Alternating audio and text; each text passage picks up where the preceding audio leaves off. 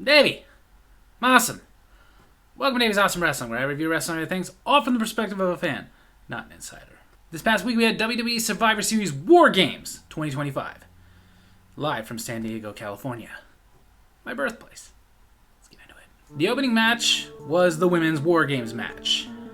On one team, we had Charlotte Flair, Io Sky, Alexa Bliss, AJ Lee, and Rhea Ripley versus the Kabuki Warriors, Becky Lynch, Nia Jax, and Lash Legend. Charlotte Flair and Asuka started the match, and Charlotte Flair's team had the man advantage, so after them came out Io Sky, followed by Becky Lynch, followed by Alexa Bliss, followed by Kairi Sane, followed by AJ Lee, followed by Nia Jax, followed by Rhea Ripley, followed by Lash Legend. Pretty cool note, Rhea Ripley coming out in a protective face mask because of her broken nose. That was inspired by Art the Clown. It was a women's WarGames match. Io Sky was in it, which meant we were going to get what seems to be now the traditional trash can dive from the top of the cage by Io Sky. And it was basically a bunch of brutal back and forth until AJ Lee got Becky Lynch into the Black Widow, causing her to tap, winning the match for AJ Lee's team. So that was pretty cool. I would just say, honestly, for a WarGames match, it was a little bit of a letdown. There was really nothing exciting. Yes, there was the dive from the top of the cage, but it's like become like an annual thing. It's not as exciting as it used to be. Give us something different. That's what it kind of felt like. It felt like a going through the motions of WarGames. But it's still WarGames, so I still feel I had to give it at least a 4 out of 5. Then for the Intercontinental Championship, Dirty Dominic Mysterio challenging champion John Cena. And what they're hailing will be John Cena's last PLE event. Of course, Raquel Rodriguez and Roxanne Perez, they were there with Dominic Mysterio, and they got involved, giving John Cena a Tejana Bomb and a Pop Rocks. The referee didn't notice that, but did notice all their shenanigans and kicked him out. So later, the referee's out, and out comes JD McDonough and Finn Balor to beat on John Cena. And eventually, the referee comes to, notices their shenanigans, they get kicked out. Finally, we get the return of Liv Morgan, who when she first came out, struck Dominic Mysterio, making us go, whoa, she's turning on Dominic Mysterio. Until she kicked John Cena in the Captain Winky! And this allowed Dominic Mysterio, Dirty Dominic Mysterio, to get the 619 Frog Splash combination, get the pin, and regain his Intercontinental Championship. Not the way I would have gone.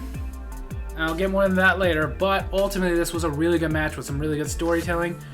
And I can't believe I'm going to say this about a Dirty Dom match, but this one got a 5 out of 5. Yeah!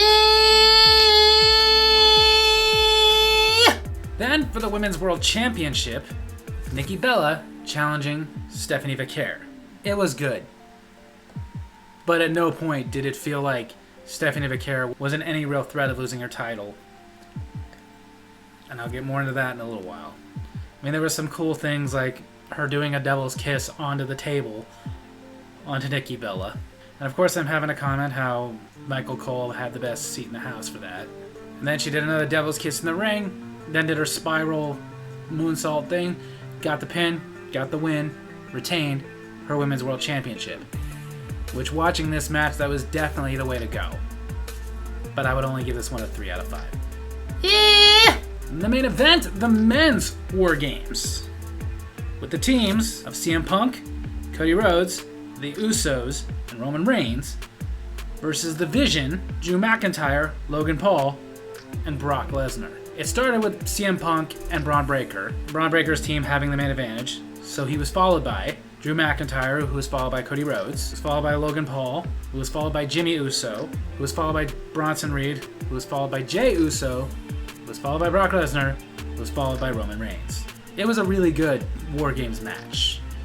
This one did not feel like it was going through the motions, especially with the way it ended. It ended when a masked man came up the cage and into the ring, did a super kick stomp onto CM Punk, and then left, allowing Braun Breaker to, for some reason, put his straps back on and then take them back off just to do a spear, get the pin, and the win for his team. This actually built up some kind of a story going on, so that was awesome. Not to mention it was a WarGames match. It was an awesome match. Wouldn't say it was the best WarGames I ever saw, but it was good enough to get what a WarGames should always get, which is a 5 out of 5. Yeah! So, Survivor Series WarGames 2025 overall was a good show. Wasn't amazing, but it was really good. The women's WarGames match, for it being a WarGames, was a little disappointing. I mean, it was still entertaining, it was still really good. That's why I had to give it a 4. But it just didn't feel like anything special versus any other WarGames I've seen before. And seen some great WarGames matches. And that really isn't a good thing. A WarGames is supposed to be intense. A WarGames is you supposed to be on the edge of your seat when you're watching. And it wasn't really. Again, for them to do the same spot yet again of Io Sky doing the trash can dive, it was really cool the first time. It was kind of cool the second time. Enough. Come up with something new. And then ultimately, even the finish didn't feel like this was finishing anything or even building anything. It just felt like it was something to give all these women to do. So that's why I couldn't give it a 5. But it was still awesome. Match of the night, in my opinion, was the Intercontinental Championship match. Just because, 1, it was a really good match. And 2, for the story that played out. Of course, Judgment Day is going to have to get involved. Dirty Dominic Mysterio. I know a lot of people were complaining when he lost the title to John Cena, but let's face it, nobody believes that Dirty Dominic Mysterio can beat John Cena by himself. But for this to be the way Liv Morgan comes back, it was really cool. However, my only little tiny flaw with it is I wouldn't have taken the title off of John Cena just yet. I would have let him be the Intercontinental Champion up until his last match, which is coming up later this month. I would have let it go to then, and that would have made that match just much more meaningful. However, I also do understand that it's not something that is necessary, because that match is going to be a huge match all by itself. That's just how I would have done it. But either way, for it to happen this way, made sense, built a story. Liv Morgan coming back is really cool. In my opinion, this was match of the night. The Women's World Championship match, I hate to say this because I like Nikki Bella, but she has not been that great since she's come back. There's nothing she's done that's been wonderful. The build up to this, first of all, was obvious. From the moment that she was teaming with Stephanie Becker, we knew TikTok, she's going to turn. So it wasn't something that was making us really go like, oh, this is awesome, this is intense. Legend versus the new up-and-comer.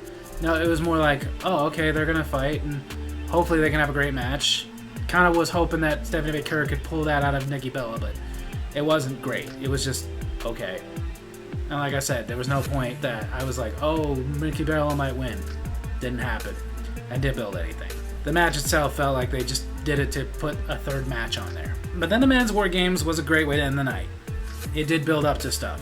WarGames is not known for having World Championship matches, and I thought it was kind of a cool touch that both World Champions were in the WarGames on the same team.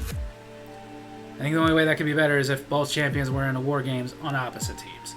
But still, I thought it was really cool. I thought it's building up the vision, which is definitely something we want to see. I think at this point we all want to see Braun Breaker versus CM Punk for the World Championship. But it also looks like they're trying to build up Roman Reigns versus Brock Lesnar, and I don't think any of us want to see that again. With the Masked Man coming out, of course, there's lots of speculation going on. They were trying to make it look like it was Seth Rollins, which is a possibility. This could all have been a ruse by Seth Rollins because he knew he was injured, but who knows? Could be. The biggest rumor is that it's Austin Theory, which again, maybe. I could definitely see him coming back and being a part of the vision. Paul Heyman likes to build people up, but who knows? We'll see, I guess. But as far as this match goes, it just really was a great way to end the night. This wasn't a WarGames to just have a WarGames. This was a WarGames that was building up multiple stories, and I'm happy for that. As far as the overall event in and of itself, I get because 2 WarGames matches, why it was only 4 matches long, but still, if you're going to do only 4 matches, then every one of them needs to have a point, needs to be purposeful, needs to keep you on the edge of your seat, and they didn't. So I couldn't give it a 5, but it was very entertaining, so I think I could give WarGames 2025 a 4 out of 5. Yeah! So there you have it, that's my wrestling review this week. Hope you guys enjoyed it, and if you did, make sure to hit like, hit subscribe, hit the little bell so you get notifications for when I post new videos. Leave a comment I can respond to in my next comment corner. Tell me what you thought of WWE Survivor Series WarGames 2025. Love you guys.